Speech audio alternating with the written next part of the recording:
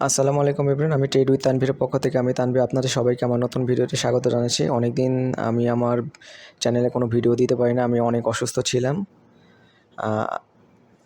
আজকে অনেক দিন পর একটা নতুন ভিডিও দিচ্ছি।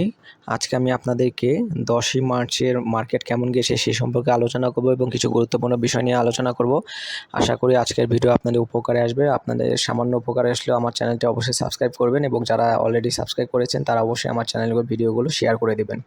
তাহলে চলুন কথা না বাড়িয়ে মূল ভিডিওতে যাওয়া যাক। আজকে শেয়ার বাজারের মূল 3টি সূচকেরই উত্থান হয়েছে। শেয়ার বাজারের মূল সূচক 16.51 পয়েন্ট পজিটিভ ছিল।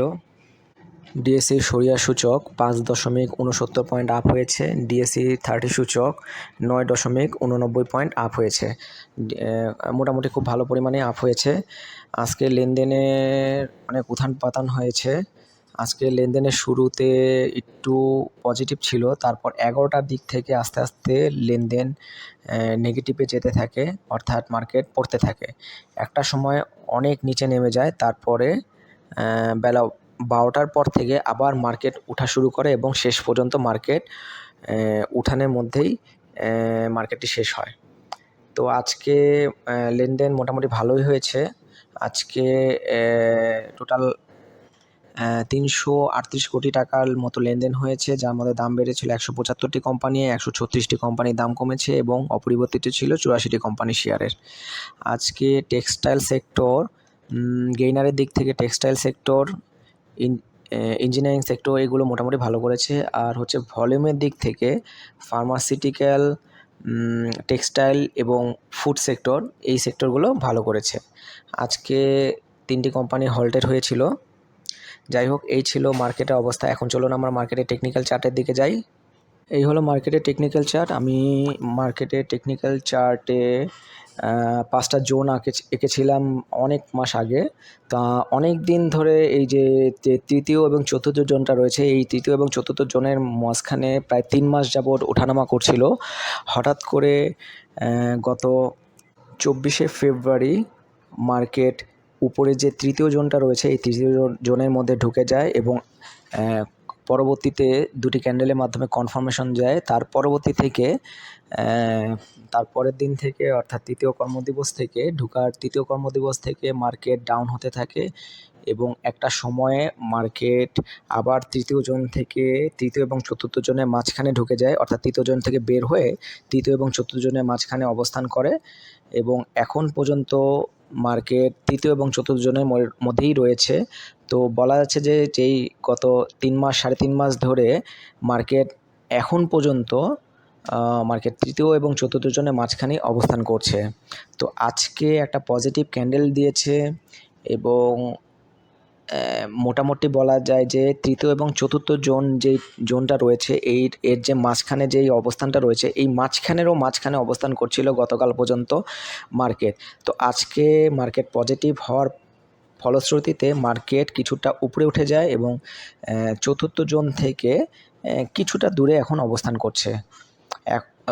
তৃতীয় জোন থেকে কিছুটা দূরে, উপরে যে তৃতীয় জোনটা রয়েছে তৃতীয় জোনটা থেকে কিছুটা দূরে অবস্থান করছে। এখন দেখা যাক মার্কেট আবার কয়েকটা পজিটিভ ক্যান্ডেল দিয়ে মার্কেট উপরে যে তৃতীয় জোনটা রয়েছে এই তৃতীয় জোনের ভিতরে ঢুকে যায় কিনা। আমার মনে হচ্ছে এখন পর্যন্ত মার্কেট তৃতীয় এবং চতুর্থ জোনের মাঝখানে অবস্থান করতে চলেছে আরও বেশ কিছুদিন। মার্কেটের ভলিউম বা অন্যান্য আনুষঙ্গিক নিউজ বিবেচনা করে সেটাই বলা যাচ্ছে। তবে বারবার এই বেশ কিছুদিন পরই বারবার যে তৃতীয় জোনের ভিতরে ঢোকার চেষ্টা করছে এবং কয়েকদিন স্টে করে আবার নিচে নেমে যাচ্ছে, এর ফলশ্রুতিতে বোঝা যাচ্ছে যে মার্কেট এখন উপরের দিকে যাওয়ার প্রবল সম্ভাবনা রয়েছে এবং প্রবল চেষ্টা করছে মার্কেট। আসলে হচ্ছে বড় বড় যারা ইনভেস্টররা রয়েছেন, যারা বিনিয়োগকারী রয়েছেন, তাদের চাপে পড়ে মার্কেট আবার উপরে যে তৃতীয় জোনটা রয়েছে সেই জোনের ভিতরে ঢোকার পরেও মার্কেট আবারও নিচের দিকে তৃতীয় জোন থেকে বের হয়ে আসছে।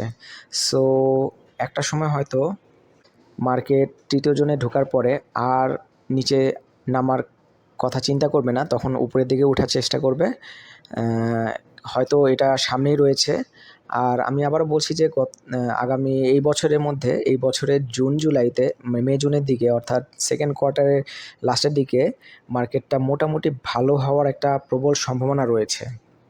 দেখা যাক বাকিটা আল্লাহর ইচ্ছা। যাই হোক, মার্কেট দ্রুতই ভালো করবে এটাই আশা করছি। এখন আমি কিছু গুরুত্বপূর্ণ বিষয় নিয়ে আলোচনা করব। অনেক দিন আমি ভিডিও দিতে পারিনি অসুস্থ থাকার কারণে। অনেক কোনো শেয়ারের অ্যানালাইসিসও দিতে পারিনি। আমার কিছু শেয়ারের অ্যানালাইসিস করে রাখা আছে, হয়তো আমি সামনে আপলোড করে দিব। তো এখন আমি প্রথম যে নিউজটি নিয়ে আলোচনা করব সেটি হচ্ছে শেয়ার বাজারে অস্থিরতা, কৃত্রিম উপায়ে সূচক লেনদেনের বৃদ্ধি। আসলে এই নিউজটিতে বড় বড় বিনিয়োগকারীদের কারসাজির কথা বলা হচ্ছে। নিউজটিতে মূলত বলা হয়েছে যে শেয়ার বাজার নিয়ন্ত্রক সংস্থা বিএসইসির কর্মকর্তা-কর্মচারীর চাপের মধ্যে রাশেদ মাকসুদ কমিশনের পদত্যাগ থেকে সরে এলেও গোটা বিএসইসি জুড়ে আতঙ্ক ও অস্থিরতা বিরাজ করছে। কমিশনের ১৬ জন কর্মকর্তার মধ্যে ১৩ জনের জামিন হয়েছে, এখন পর্যন্ত বাকি ৩ জনের জামিন হয়নি। এদিকে আজকে সোমবারে নিয়ন্ত্রক সংস্থা দুর্নীতি দমন কমিশন দুদক কর্মকর্তারা সাঁড়াশি অভিযান চালিয়েছে বিএসইসিতে। সংশ্লিষ্টরা বলছেন, সরকারের নির্দেশনায় কমিশনের দুদক তাদের অভিযান জোরদার করেছে, যাতে কমিশনের কর্মকর্তা-কর্মচারীদের মধ্যে ভয়ভীতি কাজ করে এবং তারা চাপে থাকেন। সব মিলিয়ে বলা যাচ্ছে যে বাংলাদেশের শেয়ার বাজারে চলছে নানা রকম অস্থিরতা।